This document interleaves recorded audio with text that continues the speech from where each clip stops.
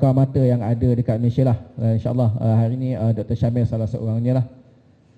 Dan juga Dr. Syamil merupakan hufaz 30 juzuk Al-Quran, yang mana dia berjaya menghabiskan 30 juzuk Al-Quran ini, habiskan hafalan itu dalam masa 5 bulan. Kalau abang dia tadi, Aiman, 30 juzuk Al-Quran dia habiskan hafalan tu dalam masa 10 bulan. Adik Dr. Syamil, Dr. Irfan, 30 juz Al-Quran dia habiskan dalam masa 8 bulan. Ini kalau hari ini, minta maaf ya, tumpang lalu. Kalau kami nak kongsi, saya tak pasti sempat atau tak ini kita nak kongsi lebih, tapi banyak kami ceritakan dalam buku ni lah. Sekejap saya ambil masa sekejap sikit. Dalam buku ini 10 teknik hafazan profas. Ini insyaAllah kita banyak sentuh di sinilah. Okey. Berbalik kepada anak ketiga Umi. Tak maaf, tumpang lalu sekali lagi Umi ya. Okey. Dr. Irfan, SPM 15A. Kami ni, ini zaman, orang kata zaman Nik Nomadihah dululah kan. Zaman orang ambil SPM berbelah-belah subjek. Jadi Dr. Irfan pun macam itulah salah seorangnya. Kami walaupun orang kata Alhamdulillah dapat SPM markah tinggi-tinggi, tapi sekolah kita tu bukanlah orang sebut sebagai sekolah yang proper lah. Proper. Kita awal-awal penubuhan sekolah kami tu, waktu tu kami di Kedah.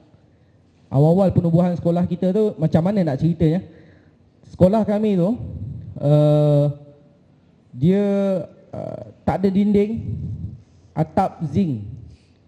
Atap zinc, lepas tu lantai dia simen yang dah pecah-pecah punya. Dan ada satu kerusi plastik kat depan tu. Kita letak whiteboard kecil atas tu, dan kami belajar duduk dekat bawah. Waktu awal-awal sekolah tu ditubuhkan. Jadi dekat situlah kita belajar matematik, kita belajar bahasa Arab, belajar hadis, kita belajar bahasa Melayu, semua kita belajar kat situ.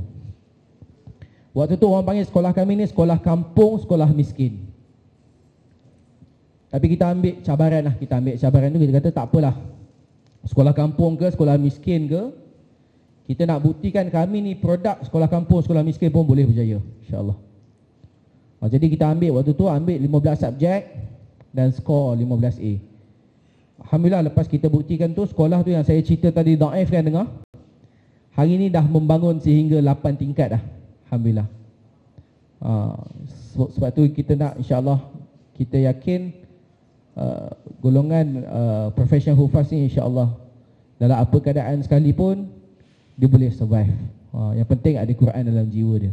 Okey, baik. Lepas itu Dr. Irfan sambung pengajian ke Mesir dalam bidang perubatan. Dan insyaAllah sikit lagi dia bakal menjadi seorang doktor pakar bedah. Sedang menyambung kepakaran lah di UIA Kuantan dalam bidang pembedahan surgery. Dan juga bawah tu cerita lebih kurang sama lah. Hufaz 30 juz dan juga makan surah Universiti Iman Yaman. Ini anak Umi yang nombor 4, Farhan, SPM 8A. Lepas tu dia sambung pengajian di Kolej Mara Seremban, dan juga seterusnya sambung lagi pengajian ke University of Adelaide, Australia dalam bidang perakaunan. Jadi hari ini Farhan berkhidmat sepenuh masa dalam profas, insyaAllah, bersama dengan seorang lagi anak Umi yang paling bongsu dan yang dikatakan sebagai paling handsome sekali. Itu saya lah ni kat depan ni. Sekarang saya pun berkhidmat sepenuh masa dalam profas juga sebagai chief trainer. Kami ni alhamdulillah Allah bagi rezeki, bagi peluang. Kita dah pusing satu Malaysia. Kita dah pergi utara, kita dah pergi timur, pantai timur, selatan. Kita dah pergi masuk Sabah, Sarawak sampai ke pendalaman Limbang tu. Kita dah pergi Brunei, kita dah pergi Singapura, kita dah ke Qatar, ke Jepun, ke New Zealand, ke Netherlands. Tapi Umi kata hari ni, Umi kata Umi nak juga datang ke Jelebu ni sebab Umi yakin di sini akan lahirnya golongan profesional hufaz. Itu keyakinan Umi. Umi kalau ikutkan sebenarnya tak adalah berapa nak sihat sangatnya Umi ya. Umi pun dalam awal tahun ni ya, ke hujung-hujung tahun lepas macam tu baru lepas menjalani pembedahan tulang belakang. So tak berapa nak kuat sangat. Jadi kami pun pilih-pilih lah, orang kata pilih-pilih talk mana yang sesuai. Tapi Umi kata tak, selagi ada tulang 4 kerat ni, apa kudrat yang ada kita perah. Sebab Umi dah tak tahu nak harap siapa lagi dah, melainkan kita dekat sini ialah golongan yang akan melahirkan profesional hufaz di Malaysia. Hari ini kami nak sampaikan satu benda, nak bagi tahu kita ni orang Melayu, orang Islam memang boleh lahirkan golongan profesional hufaz. Profesional ni apa sahaja bidang kerjaya. Doktor, polis, peguam, apa lagi? Jurutera, ustaz, pemain bola sekalipun, tak kisah. Yang penting kita menjadi pakar dalam bidang tersebut. Itu yang pertama. Tapi apa yang lebih penting ialah yang kedua, kita menjadi seorang hufaz. Ramai orang silap faham. Dia ingat hufaz ni hafal Quran 30 juz. Tak. Hafal Quran itu salah satu item sahaja daripada nak menjadi seorang hufaz. Hufaz ni ialah orang yang menjaga Al-Quran. Dia bukan sekadar hafal, dia faham, dia amalkan, dia sebarkan. Itulah definisi sebenar seorang hufaz, orang yang menjaga Al-Quran. Kalau saya boleh bagi contoh, saya bagi contoh macam anak Umi nombor 3 yang kita cerita tadi, Dr. Irfan. Dia pernah bertugas di sebuah hospital waktu tu. Waktu tu nak jadi cerita, sini ada orang Seremban ke? Tak ada ya? Ada? Okey, ada. Ini hospital lain, bukan Seremban. Tak. Waktu tu nak jadi cerita, ada seorang ibu ni. Seorang ibu, dia tengah sakit teruk betul, dan akhirnya pihak hospital waktu tu buat keputusan ibu ini perlu dibedah. Jadi prosedur hospital waktu tu, kalau seseorang pesakit ni nak dibedah, dia kena minta keizinan daripada pihak keluarga dia. So waktu tu bila minta keizinan tu, pihak keluarga dia kata apa? Dia jumpa dengan Dr. Irfan waktu tu, dia kata dekat Dr. Irfan, "Doktor, apa jaminan doktor kalau ibu saya dibedah, dia akan sembuh? Dia akan sembuh dan sihat. Kalau doktor tak boleh bagi jaminan, saya tak nak mak saya dibedah." So macam mana kita nak jawab tu? Dr. Irfan ni di kalangan petugas hospital ni, dia memang dikenali sebagai seorang ustaz lah.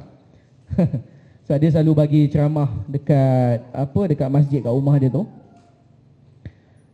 Dan sebab tu kita nak para doktor ni ada Quran dalam jiwa dia. Dr. Irfan bila dengar persoalan tu, dia bacakan satu ayat yang sebenarnya selalu kita dengar. Kadang-kadang kita nampak tergantung dekat kedai mamak, kadang-kadang dekat rumah kita. Ayat 1000 dinar. Biasa dengar kan? Allah sebut apa? "Wa may yattaqillaha yaj'al lahu makhraja." Ya. "Wa yarzuquhu min haitsu la yahtasib. Wa may yatawakkal 'ala Allahi fa huwa hasbuh." Siapa yang bertakwa kepada Allah ni, Allah akan tunjukkan kepada dia jalan keluar. Dan Allah akan bagi rezeki tu dalam jalan yang dia tak sangka-sangka langsung. Dan siapa yang bertawakal kepada Allah, maka Allah akan bagi dia rasa cukup. Dr. Irfan kata, saya ni, kalau saya doktor pakar sekalipun, bukan kerja saya bagi jaminan mak tuan ni akan sembuh selepas dibedah. Itu bukan kerja saya. Itu kerja Allah. Kerja kita apa? Kerja kita atas muka bumi ni ialah yang setiap malam kita baca sebelum tidur. Kita kata apa? Allah sebut, "Allazi khalaqal mauta wal hayata liyabluwakum ayyukum ahsanu amala." Setiap malam kita baca dalam surah Al-Mulk. Allah kata apa? Aku ciptakan kamu ni, hidup dan mati kamu ni untuk uji di kalangan kamu ni siapa yang paling baik amalan dia. Jadi nak bagi tahu dekat sini, itu bukan kerja kita. Kerja kita buat apa yang terbaik yang kita mampu. Kalau sakit bedah, kalau sakit makan Panadol, itu usaha kita. Yang bagi paracetamol tu masuk dalam setiap sendi, setiap saraf dalam badan kita ni ialah Allah. Itu kerja Allah. Hasil semua kerja Allah. Hari ini kerja kita. Sebab tu hari ini bila kita kerap sangat mempersoalkan apa hasil yang kita akan dapat, maka kat situ hati kita sebenarnya tak tenang. Sebab tu dalam ayat 1000 dinar yang dibacakan tadi, Allah kata apa? Satu perasaan yang cukup berharga hari ini ialah merasa cukup dengan apa yang ada. Tu kadang-kadang kita hari ini nampak orang tu kaya-kaya sungguh dah. Tapi dia punya cara kerja tu macam dalam keadaan fakir betul. Sampai buat banyak benda-benda yang cukup desperate, yang tak sepatutnya orang buat. Dia langgar semua sebab tak pernah merasa cukup.